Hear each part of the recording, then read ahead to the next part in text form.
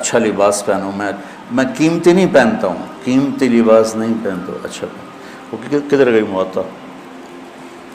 باب ما جاء فی لبس الثیاب للجمال بها، کپڑے اس لیے پہننا کہ اچھے نظر آئیں، آپ خوبصورت نظر آؤ.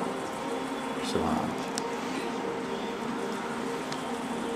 ہمارے یہاں پتہ مولوی کے بارے میں کیا تاثر ہے کہ اس کے میلے کپڑے ہوں اور وہ پرانی سائیکل پر چڑھا ہوا، اس کا مڈگارڈ بھی کوئی نہ ہو اور اس کی بریکیں بھی کوئی نہ ہو اور وہ پاؤں سے بریک لگاتا ہو. یہ تو ہے مولوی. اور جس کے کپڑے اچھے ہوں، گھر اچھا ہو، سواری اچھی ہو، وہ مولوی ہے ہی. مجھے ایک نوجوان نے پکڑ لیا، تم کیسے مولوی، اتنی بڑی بڑی گاڑیوں پہ چڑھتے ہو اور اتنے تمہارے پاس جائیداد ہے، اور مولوی تو سائیکل پہ ہوتے ہیں. یہ انگریز نے تاثر بٹھایا ہماری نسل میں مولوی کے بارے میں. تو میں مہنگے کپڑے نہیں پہنتا ہوں، میں صاف ستھرے کپڑے پہنتا ہوں اور صاف رہنے. اب میں جب مدرسے آتا ہوں آپ کو دیکھ کے میری طبیعت خوش ہو جاتی ہے کہ سارے ماشاءاللہ اجلے اجلے نظر آتے ہیں، اور کوئی ماشاءاللہ نسواری کوئی نہیں ہے.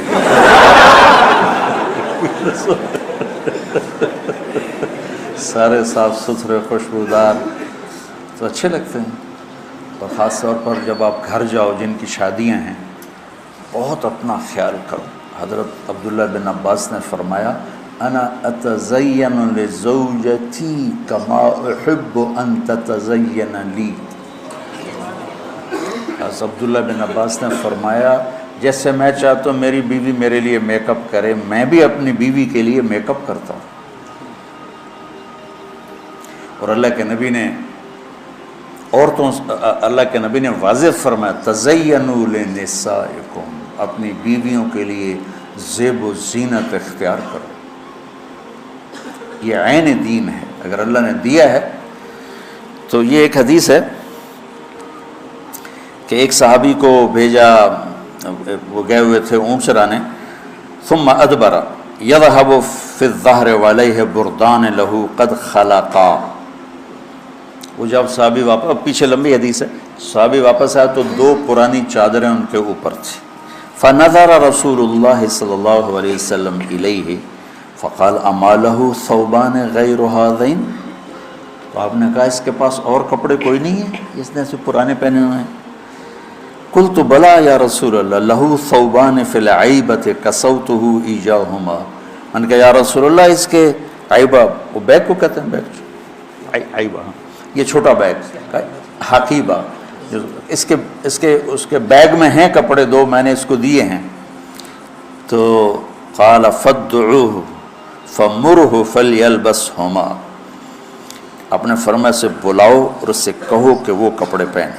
قال فدعوته فلبسهما ثم ولى يذهب فقال رسول الله صلی اللہ علیہ وسلم الیس هذا خیر له ما له ضرب اللہ عنقه. آپ نے کہا اس کی گردن ماری جائے، کیا ابھی اس میں یہ خوبصورت نظر نہیں آ رہا؟ فسمعه الرجل فقال یا رسول اللہ فی سبیل اللہ. آپ نے تو مذاقاً کہا تھا، تو انہوں نے کہا یا رسول اللہ پھر اس کو آپ دعائی دے دیں کہ میری اگر گردن ماری جائے تو اللہ کے راستے میں ماری جائے. تو فقال رسول صلی اللہ علیہ وسلم فی سبیل اللہ فقتل الرجل فی سبیل اللہ. تو صاف ستھرا رہنا، اچھا رہنا، لوگ آپ کو پسند کریں. آپ کا پہلا تاثر لباس کا ہوتا ہے. خاص طور پر جو شادی شدہ لوگ ہیں، اپنے آپ کو آراستہ رکھو. کسی جگہ جانا ہو، میرے نبی نے کپڑے الگ رکھے ہوئے تھے وفود سے ملنے کے لیے، تھے کہ نہیں تھے؟ تو یہ تصوف کی لائن سے آئی ہے راہبانیت، کہ وہ حضرت کے تو پیوند لگے ہوتے ہیں اور حضرت تو مٹی کے پیالے میں ہی کھانا کھاتے ہیں. بھائی یہ حضرت کی باتیں حضرت کے پاس رکھو، وہ دیکھو جو میرے نبی نے بتایا اور کر کے دکھایا. حضرت تو سب کے الگ الگ. میں تمہیں سیرت سے جوڑنا چاہتا ہوں. اکابر کی عظمت کے بغیر دین مکمل نہیں. یاد رکھو، اللہ معاف کرے کہ میں کسی بھی اکابر امت کی توہین کروں، لیکن اکابر امت کتنے ہی بڑے کیوں نہ ہوں، نمونہ صرف نبی کی ذات، آئیڈیل صرف نبی کی ذات. لقد کان لکم، پھر آگے فی، سبحان اللہ، ایک لقد پھر لکم اور فی رسول اللہ ہے. ایک ہی ہستی ہے جس کے پیچھے چلو گے تو منزل ملے گی، وہ ہیں محمد مصطفیٰ. محبتیں بانٹو، محبتیں تقسیم کرو، نفرتوں کی آگ کو بجھاؤ اور اسلام پیش کرو. اسلام پیش کرنے کی مثال کیا ہے؟ میں کہتا ہوں بھائی جو 5 وقت نماز پڑھے گا اللہ اسے جنت میں جگہ عطا فرمائے گا. یہ تو ہو گیا اسلام. اور مذہب کیا ہے؟ یہاں ہاتھ نہیں باندھنے، یہاں باندھنے ہیں، نہیں یہاں نہیں باندھنے، یہاں باندھنے ہیں. یہ ہو گیا مذہب. تو مذہب کی تبلیغ نہیں کرنی، اسلام کی تبلیغ کرنی. اپنی ذات کے لحاظ سے میں بار بار دہراتا ہوں کہ میری بات کو کوئی غلط نہ لے جائے. اپنی ذات کے لحاظ سے ہم امام ابو حنیفہ کے فتویٰ کو مانتے ہیں، اور امام ابو حنیفہ کے مذہب کی وہ تعبیر جو اکابر دیوبند نے کی ہے اس کو ہم راجح مانتے ہیں. راجح یعنی زیادہ صحیح مانتے ہیں. باقی سب کی عزت کرتے ہیں، سب کا احترام کرتے ہیں، سب کو سلام کرتے ہیں. ہمارے اکابر کا حال یہ تھا کہ مولانا اشرف علی تھانوی رحمۃ اللہ علیہ کی مجلس میں کسی نے کہہ دیا احمد رضا خان بریلوی، تو حضرت تھانوی اس پر شدید ناراض ہوئے. حضرت تھانوی کا تو فوری پکڑ ہوتی تھی نا، اتنے بڑے عالم کو اس طرح بے ادبی سے پکارتے.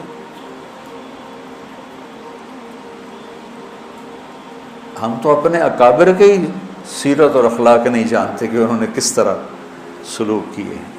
آج جو ہو رہا ہے وہی ڈھول گلے میں ڈال کے بجائی جا رہے. تو وہ ایک جلوس جا رہا تھا، نہیں چلے گی، نہیں چلے گی، نہیں چلے گی، نہیں چلے گی. وہ ایک نے کسی سے پوچھ لیا بھائی کس کی نہیں چلے گی؟ کہ مجھے کچھ پتہ نہیں، بس نہیں چلے گی. نہیں چلے گی. جو سارے کہہ رہے ہیں نہیں چلے گی، میں کہہ رہا ہوں نہیں چلے گی. تو بھائی ایسے نہ بنا. آپ نے حضرت ابو ذر غفاری سے فرمایا ابو ذر الا انبئک بعملین خفیف مؤونتہما عظیم اجرہما والذی نفسی بیدہ لم یأت الثقلان بمثلہما. ابو ذر تمہیں 2 کام بتاؤں جو کرنے میں آسان اور اجر میں ان کا وزن بے شمار. روزات کی قسم جس کے قبضے میں میری جان ہے، قیامت کے دن بہت تھوڑے لوگ ہوں گے جو اس کو لے کر آئیں گے. کہ یا رسول اللہ کیا؟ کہ ایک زبان اور ایک اچھے اخلاق، ایک چپ رہنا. السکوت، آپ نے کہا سکوت.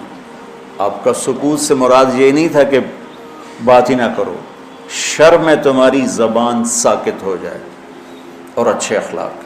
ابو ذر رضی اللہ عنہ نے اس حدیث کو ایسے پکڑا کہ اس کے ظاہر کو ایسا پکڑا کہ ایک مہینہ گزر جاتا تھا کسی سے بات نہیں کرتا تھا.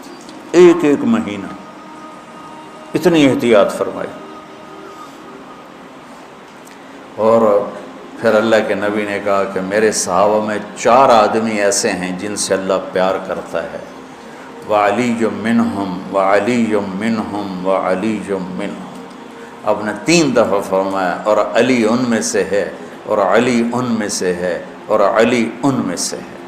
تو کون ہے یا رسول اللہ؟ آپ نے کہا علی، سلمان، ابو ذر اور مقداد. تو ابو ذر ایسے اوپر گئے کہ اللہ تو سارے ہی صحابہ سے محبت کرتا ہے، وَكُلًّا وَعَدَ اللَّهُ الْحُسْنَى، سب کے لیے جنت کا وعدہ ہے. لیکن یہ 4 کا خاص طور پہ نام لے کر فرمایا، پر حضرت علی کا نام 3 دفعہ دہرایا اہمیت بیان کرنے کے لیے. بچوں میری یہ زندگی بھر کی نصیحت ہے، صرف اس درس کی نہیں، کہ اپنی زبانوں پہ قابو رکھیں. جہاں رشتے قریب کے ہوتے ہیں نا، وہاں زبان پہ قابو پانا مشکل ہوتا ہے. کوئی پرایا گالی بھی نکال دے تو آدمی پرواہ نہیں کرتا ہے، اور اپنا اوئے بھی کر دے تو دل پھٹ جاتا ہے۔